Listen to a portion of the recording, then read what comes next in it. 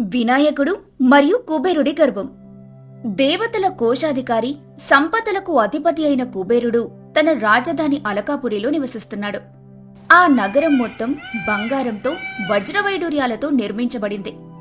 ఆ రోజు ఉదయం కుబేరుడు తన భవనంలోని బాల్కనీలో నిలబడి తన నగరం యొక్క వైభవాన్ని చూస్తూ గర్వంతో పొంగిపోతున్నాడు. ఆహా!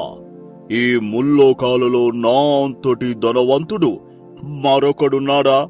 నా నగరం చూడు, సూర్యుడి కన్నా ప్రకాశవంతంగా వెలిగిపోతోంది. నా దగ్గరున్న సంపదకు అంతు లేదు. ఇంద్రుడి దగ్గర కూడా ఇంత వైభవం ఉండదు. నేను తలుచుకుంటే ఈ విశ్వాన్నే కొనగలను. అదే సమయంలో ఒక సేవకుడు వణికిపోతూ అతని దగ్గరికొచ్చాడు. ప్రభు, నమస్కారాలు. మీరు ఈరోజు చాలా ఆనందంగా కనిపిస్తున్నారు. ఆనందమా? ఇది ఆనందం కాదు, గర్వం. నా సంపదను చూసుకుని నేను గర్వపడడంలో తప్పేముంది? కాని ఈ వైభవాన్ని నేనొక్కడినే చూస్తే ఏం లాభం? నా గొప్పతనాన్ని, నా సంపదను ముల్లోకాలకు చూపించాలి. దేవతలందరూ నా వైభవాన్ని చూసి ఆశ్చర్యపోవాలి. మీరు గొప్పవారు ప్రభు. మీ ఆలోచనలు కూడా గొప్పవే. నాకొక ఆలోచన వచ్చింది. నేనొక గొప్ప విందును ఏర్పాటు చేస్తాను. ముల్లోకాలలోని దేవతలందరినీ ఆహ్వానిస్తాను.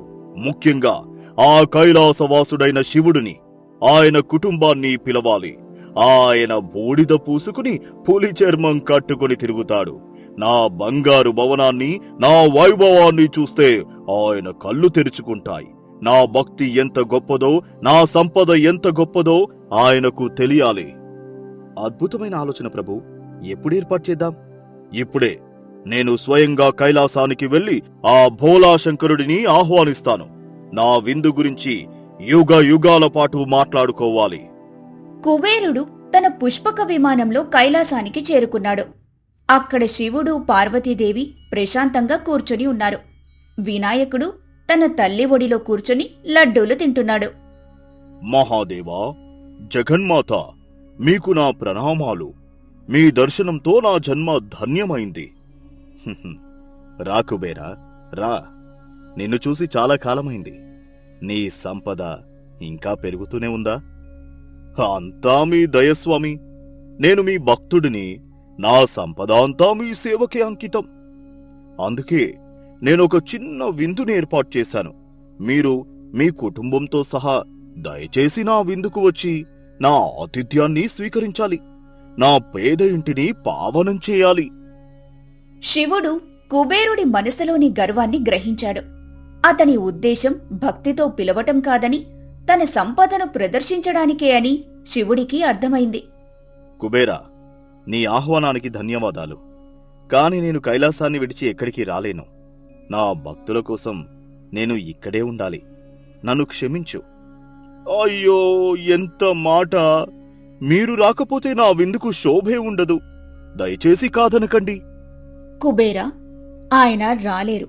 కాని నీవు అంతగా కోరుకుంటున్నావు కాబట్టి మా తరపున మా పెద్ద కుమారుడు వినాయకుడిని పంపిస్తాము. వాడు చిన్నపిల్లవాడు. నీ ఆతిథ్యాన్ని స్వీకరించి నిన్ను ఆశీర్వదిస్తాడు. కుబేరుడు మనసులో, హమ్మయ్యా, శివుడు రాకపోతేనేం? ఈ చిన్న పిల్లాడిని మెప్పించడం ఎంతసేపు? నా బంగారు భవనాన్ని, వంటకాలను చూసి ఆశ్చర్యపోతాడు. నా పని ఇంకా సులువయ్యింది అని అనుకున్నాడు. తప్పకుండా తల్లి, నా అదృష్టం. గణపతిని నా విందుకు పంపండి. వాడికి ఎలాంటి లోటు రాకుండా చూసుకుంటాను. వినాయకుడు కుబేరుడి విందుకు వెళ్లడానికి సిద్ధమవుతుండగా అతని వాహనమైన మూషికం అతని దగ్గరికి వచ్చింది. స్వామి, మనం నిజంగా కుబేరుడి విందుకి వెళ్తున్నామా? అతని కళ్ళల్లో భక్తి కన్నా గర్వమే ఎక్కువగా కనిపించింది. అతను మనల్ని తన సంపదను చూపించుకోవడానికి పిలుస్తున్నాడని నాకు అనిపిస్తోంది. నీకు సరిగ్గానే అనిపించింది మిత్రమా. అతని ఉద్దేశం అదే. కాని మనం వెళ్ళాలి. ఎందుకు స్వామి? మనల్ని అవమానించడానికి పిలిచిన చోటికి మనం వెళ్ళాలా? అతను మనల్ని అవమానించడానికి పిలవలేదు. తనను తాను గొప్ప చేసుకోవడానికి పిలిచాడు. గర్వమనేది ఒక పెద్ద విఘ్నం. అది మనిషి కళ్లకు పొరలు కమ్మి నిజానిజాలను చూడనివ్వదు. ఆ విఘ్నాన్ని తొలగించాల్సిన బాధ్యత నాది. నేను వెళ్ళేది కేవలం విందు తినడానికి కాదు, కుబేరుడి గర్వాన్ని అనే ఆకలిని తీర్చడానికి కూడా. అంటే మీరతనికి బుద్ధి చెప్పబోతున్నారా? బుద్ధి చెప్పడం కాదు, నిజం చూపించబోతున్నాను. నిజమైన సంపద బంగారంలో కాదు, మంచి మనసులో, వినయంలో ఉంటుందని అతనికి అర్థమయ్యేలా చేస్తాను. నువ్వు కూడా నాతో రా. ఈరోజు అలకాపురిలో ఒక పెద్ద అద్భుతం జరగబోతోంది. వినాయకుడు అలకాపురానికి చేరుకున్నాడు. కుబేరుడు అతనికి గొప్పగా స్వాగతం పలికాడు. రా గణపతి రా, చూసావా నా భవనం? ఇది మొత్తం మేలిమి బంగారంతో కట్టబడింది. ఈ స్తంభాలు వజ్రాలతో చేయబడ్డాయి. నువ్వు కూర్చునే ఈ ఆసనం ఇంద్రనీలమణులతో చేయబడింది. నీకు నచ్చిందా? చాలా బాగుంది కుబేరా, కానీ నాకు చాలా ఆకలిగా ఉంది. విందెక్కడా? ఓహో, ఆకలిగా ఉందా? పద పద, నీకోసం ముల్లోకాలలో ఎవరూ చూడని వంటకాలను చేయించాను. నీ చిన్న కడుపుకు ఎంత సరిపోతుందిలే, కాని నా వైభవం చూడాలి కదా. కుబేరుడు వినాయకుడిని భోజనశాలకు తీసుకుని వెళ్ళాడు. అక్కడ వందలాది మంది వంటవాళ్లు వేలాది రకాల వంటకాలతో సిద్ధంగా ఉన్నారు. బంగారు పళ్ళాలు, వెండి గ్లాసులు, వజ్రాల గిన్నెలు. ఆ ప్రదేశమంతా సంపదతో నిండి ఉంది. చూసావా గణపతి, ఇవన్నీ నీకోసమే. నీకు నచ్చింది తిను. నా దగ్గర లేని పదార్థం లేదు. చాలా సంతోషం కుబేరా, వడ్డించండి, నా ఆకలి చల్లారాలి. వినాయకుడు భోజనానికి కూర్చున్నాడు. సేవకులు వడ్డించటం మొదలుపెట్టారు. వినాయకుడు తినడం ప్రారంభించాడు. అతను తింటున్న వేగానికి సేవకులు వడ్డించలేకపోతున్నారు. పర్వతాల్లాంటి అన్నం రాశులు, సముద్రాల్లాంటి పప్పు పాయసాలన్నీ నిమిషాల్లో మాయమైపోతున్నాయి. గణపతి బాగా ఆకలి మీదున్నట్టున్నాడు. వడ్డించండి, ఇంకా వడ్డించండి. నా దగ్గర ఆహారానికి కొదవలేదు. గంటలు గడిచాయి. వినాయకుడు తింటూనే ఉన్నాడు. వంటశాలలోని పదార్థాలన్నీ అయిపోతున్నాయి. వంటవాళ్లు అలసిపోయారు. కుబేరుడి ముఖంలో నవ్వుపోయి ఆశ్చర్యం, ఆందోళన మొదలయ్యాయి. ప్రభో, వంటశాలలో ఉన్న బియ్యం, పప్పు, కూరగాయలు అన్నీ అయిపోయాయి. మేము వండడానికి ఏమీ మిగలలేదు. ఏంటి? నా రాజ్యంలో ఆహారం అయిపోవడమా? నగరంలోని అంగల నుండి అన్ని తెప్పించండి. నా పరువు పోకూడదు. నగరంలోని ఆహారమంతా తెప్పించారు. అయినా వినాయకుడి ఆకలి తీరలేదు. అతను అన్నీ తినేశాడు. చివరికి వంటశాలలు, భాండాగారాలన్నీ ఖాళీ అయ్యాయి. కుబేరా, వంటకాలు చాలా రుచిగా ఉన్నాయి, కానీ నా ఆకలి ఇంకా తీరలేదు. ఇంకా ఏమైనా ఉందా? స్వామి, క్షమించండి. నా రాజ్యంలో ఉన్న ఆహారమంతా అయిపోయింది. మిమ్మల్ని తృప్తిపరచలేకపోయాను. అయ్యో, అలాగా? నన్ను విందుకు పిలిచి కడుపు నిండా భోజనం పెట్టలేకపోతే ఎలా? సరే, ఆహారం అయిపోతేనేం, ఈ పల్లెం కూడా చాలా రుచిగా ఉన్నట్టుందే. అలా చెప్పి వినాయకుడు తను తిన్న బంగారు పళ్ళాన్ని నోట్లో పెట్టుకుని కరకర నమిలి తినేశాడు. తరువాత వెండి గ్లాసును, వజ్రాల గిన్నెల్ని కూడా తినేశాడు. ఆగండి, ఆగండి స్వామి, అవేంటి వాటిని తింటున్నారు? నాకింకా ఆకలిగా ఉంది కుబేరా. నువ్వు మంచి ఆతిథ్యం ఇవ్వలేకపోయావు, అందుకే నాకు కనిపించిందల్లా తింటున్నాను. వినాయకుడు ఆ భోజనశాలలోని కుర్చీలు, బల్లెలు, చివరికి ఆ భవనంలోని బంగారు స్తంభాలను కూడా తినటం మొదలుపెట్టాడు. కుబేరుడు భయంతో ప్రాణాలను అరచేతిలో పెట్టుకుని కైలాసానికి పరిగెత్తాడు. మహాదేవా, రక్షించండి. మీ కుమారుడు నా సర్వస్వాన్ని తినేస్తున్నాడు. నా నగరాన్ని, నా సంపదను, చివరికి నన్ను కూడా తినేస్తానని వస్తున్నాడు. నన్ను కాపాడండి. ఎందుకు కుబేరా అంత భయపడుతున్నావు? నువ్వే కదా గొప్ప విందిస్తానని చెప్పావు. అతిథిని సంతృప్తి పరచడం యజమాని ధర్మం కదా. నన్ను క్షమించండి స్వామి. నేను గర్వంతో కళ్ళు మూసుకుపోయి నా సంపదను ప్రదర్శించాలని మిమ్మల్ని ఆహ్వానించాను. నా తప్పు నాకు తెలిసొచ్చింది. దయచేసి మీ కుమారుడి ఆకలిని తీర్చండి. వినాయకుడి ఆకలిని తీర్చగలిగేది ఈ ప్రపంచంలో ఒకటే ఉంది. అది భక్తితో, ప్రేమతో, వినయంతో సమర్పించే కొంచెం అటుకులు. శివుడు పార్వతీదేవికి సైగ చేయగా ఆమె ప్రేమగా ఒక పిడికెడు అటుకులను తీసుకొచ్చి శివుడికి ఇచ్చింది. శివుడు ఆ అటుకులను మంత్రించి కుబేరుడికిచ్చి, వెళ్ళి వీటిని వినయంగా నా కుమారుడికి సమర్పించు. అతని ఆకలి తీరుతుంది. అని అన్నాడు శివుడు. కుబేరుడు ఆ అటుకులను తీసుకుని వణికిపోతూ వినాయకుడి దగ్గరికి వెళ్ళాడు. అప్పటికి వినాయకుడు కుబేరుడి సింహాసనాన్ని తినడానికి సిద్ధంగా ఉన్నాడు. గణపతి, నన్ను క్షమించు, నా గర్వాన్ని మన్నించు. దయచేసి ఈ పేదవాడు భక్తితో సమర్పిస్తున్న ఈ అటుకులను స్వీకరించి నీ ఆకలిని చల్లార్చుకో. వినాయకుడు నవ్వి ఆ పిడికెడు అటుకులను తిన్నాడు. అది తినగానే అతను పెద్దగా త్రేంచి, ఆహా, ఇప్పుడు నా కడుపు మనసు రెండూ నిండాయి అని అన్నాడు. వినాయకుడి ఆకలి తీరిపోయింది. కుబేరా, ఇప్పుడు తెలుసుకున్నావా? నిజమైన సంపద బంగారంలో, వైభోగాలలో లేదు. అది భక్తిలో, వినయంలో, ప్రేమతో పెట్టే పిడికెడు మెతుకులలో ఉంటుంది. నీ గర్వమనే విఘ్నం ఈరోజు తొలగిపోయింది. నీ సంపద నీకు తిరిగి వస్తుంది. కాని ఈ పాఠాన్ని ఎప్పటికీ మర్చిపోకు. వినాయకుడు కుబేరుడిని ఆశీర్వదించి మాయమయ్యాడు. మాయమైన కుబేరుడి సంపదంతా తిరిగొచ్చేసింది. కాని ఆ రోజు నుండి కుబేరుడు తన గర్వాన్ని వదిలి వినయంతో భక్తితో జీవించాడు. కథలోని నీతి: నిజమైన సంపద గర్వంలో కాదు, వినయంలో ఉంటుంది. దేవుడికి ఆడంబరమైన కానుకల కన్నా భక్తితో సమర్పించేదే ఇష్టం. ఆ రోజు వినాయక చవితి పండుగ. కైలాసమంతా పండుగ వాతావరణంతో నిండి ఉంది. జగన్మాత అయిన పార్వతీదేవి తన ప్రియపుత్రుడు వినాయకుడి కోసం అతనికి ఇష్టమైన వంటకాలతో ఒక పెద్ద విందును ఏర్పాటు చేసింది. ముఖ్యంగా ఆమె తన చేతులతో వేల కొద్ది లడ్డూలను తయారు చేసింది. ఆ లడ్డూల సువాసన కైలాసమంతా వ్యాపించి దేవతలందరి నోళ్లల్లో నీళ్లూరుస్తోంది. రా కన్నా రా, ఈరోజు నీ పుట్టినరోజు. నీకోసమే ఈ వంటకాలన్నీ చేశాను. ముఖ్యంగా ఈ లడ్డూలు చూడు, నీకు ఇష్టమని నెయ్యితో జీడిపప్పుతో చేశాను. ఈరోజు నువ్వు కడుపు నిండా తినాలి. అమ్మా, నువ్వు చేసిన లడ్డూల వాసన చూస్తుంటేనే నా కడుపు నిండిపోతోంది. ఈరోజు నేను ఒక్క లడ్డు కూడా వదలకుండా అన్నీ తినేస్తాను. దేవి, వాడి ఆకలి గురించి నీకు తెలియదా? నువ్వు చేసిన ఈ లడ్డూలన్నీ వాడికి ఒక్క పూటకే సరిపోవు. వాడి బొజ్జ చాలా పెద్దది. తండ్రి, మీరు నన్ను ఆట పట్టిస్తున్నారు. నా బొజ్జ పెద్దది కాదు.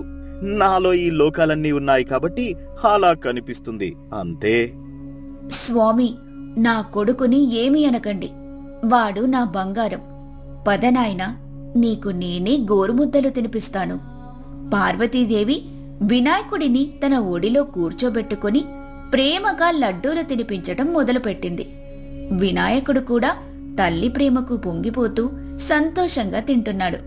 1, 2, 10, 100 లడ్డూలు అలా మాయమైపోతున్నాయి. అతని చిన్న బొజ్జ పెద్దగా ఉబ్బి ఒక కొండలా తయారైంది. చివరికి ఒక్క లడ్డు కూడా మిగల్లేదు. అమ్మా, చాలా సంతోషంగా ఉంది. నా కడుపు నిండిపోయింది. ఇంక నేను కదలలేను. చూసావా పార్వతి, వాడి ఆకలి?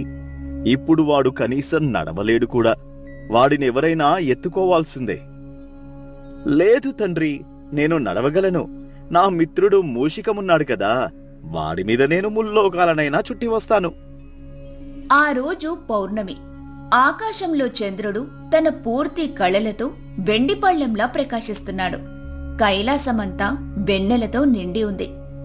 వినాయకుడు తిన్న ఆహారం అరగడానికి తన వాహనమైన మూషికంపై కూర్చొని అలా షికారుకు బయలుదేరాడు. స్వామి, కొంచెం నెమ్మదిగా. మీ బరువు ఈరోజు మామూలు కన్నా 100 రెట్లు ఎక్కువగా ఉంది. మీ బొజ్జ నా వీపుకు తగిలి నేను నడవలేకపోతున్నాను. ఏం పర్వాలేదు మిత్రమా, ఈరోజు పండుగ కదా, అందుకే కొంచెం ఎక్కువగా తిన్నాను. నువ్వు నా భారాన్ని కాదు, నా ప్రేమను మోస్తున్నావు. నీకు పుణ్యం వస్తుందిలే. అది సరే స్వామి, కాని దారి సరిగ్గా కనిపించడం లేదు. ఆ చంద్రుడి వెలుగు మన కళ్ళను మిరుమిట్లు గొలుపుతోంది. అతను ఈరోజు చాలా గర్వంగా కనిపిస్తున్నాడు. అవును, అతనికి తన అందం, తన వెన్నెల అంటే చాలా గర్వం. ఆ గర్వం మంచిది కాదు, ఎప్పుడైనా ప్రమాదమే. వినాయకుడు మూషికం అలా మాట్లాడుకుంటూ వెళ్తుండగా దారికి అడ్డంగా ఒక పాము వచ్చింది. దాన్ని చూసిన మూషికం భయంతో ఒక్కసారిగా పక్కకు గింతి పరిగెత్తడం మొదలుపెట్టింది. అయ్యో, పాము పాము, స్వామి పట్టుకోండి! మూషికం అలా అకస్మాత్తుగా కదలటంతో బరువైన శరీరం గల వినాయకుడు అదుపు తప్పి అమ్మా అని అరుస్తూ పెద్ద శబ్దంతో కింద పడిపోయాడు. అతను పడిన దెబ్బకు అతని కడుపు పగిలి లోపలున్న లడ్డూలన్నీ బయటకు వచ్చి నేలమీద పడిపోయాయి. అయ్యో, నా లడ్డూలన్నీ కింద పడిపోయాయి. నా కడుపు కూడా పగిలిపోయింది. ఎంత అవమానంగా ఉంది! వినాయకుడు ఆ నొప్పి కన్నా అవమానానికే ఎక్కువగా బాధపడ్డాడు. అతను వెంటనే కింద పడిన లడ్డూలన్నింటినీ ఏరి తిరిగి తన కడుపులో పెట్టుకుని పక్కనే ఉన్న ఆ పామును పట్టుకుని తన పగిలిన కడుపుకు బెల్టులా గట్టిగా కట్టుకున్నాడు. ఆకాశం నుండి ఇదంతా చూస్తున్న చంద్రుడికి ఈ దృశ్యం చాలా హాస్యంగా అనిపించింది. వినాయకుడి పెద్ద బొజ్జ అతను కింద పడటం, లడ్డూలు బయటకు రావటం, పామును బెల్టుగా కట్టుకోవటం ఇదంతా చూసి చంద్రుడు తనను తాను ఆపుకోలేక బిగ్గరగా వెటకారంగా నవ్వటం మొదలుపెట్టాడు. చూడండి చూడండి, ఈ బొజ్జ గణపతిని చూడండి. లడ్డూలు తిని ఎలుక మీద నుండి కింద పడ్డాడు. కడుపు పగిలితే పామును బెల్టులా కట్టుకుంటున్నాడు. ఎంత హాస్యం! చంద్రుడి నవ్వు, అతని వెటకారపు మాటలు కైలాసమంతా ప్రతిధ్వనించాయి. ఆ నవ్వు విన్న వినాయకుడికి సిగ్గు బాధ పోయి పట్టరాని కోపం వచ్చింది. అతని కళ్ళు ఎర్రబడ్డాయి. ఓరి చంద్రుడా, నీ అందాన్ని చూసుకుని గర్వంతో నన్ను చూసి నవ్వుతావా? నా రూపాన్ని చూసి వెటకారం చేస్తావా? ఇతరులు కష్టంలో ఉన్నప్పుడు సహాయం చేయాల్సింది పోయి వారిని చూసి నవ్వడం నీకు తగునా? స్వామి, శాంతించండి. వాడు అజ్ఞానంతో నవ్వాడు. వాడిని క్షమించండి. లేదు మిత్రమా, గర్వానికి అహంకారానికి శిక్ష పడాల్సిందే.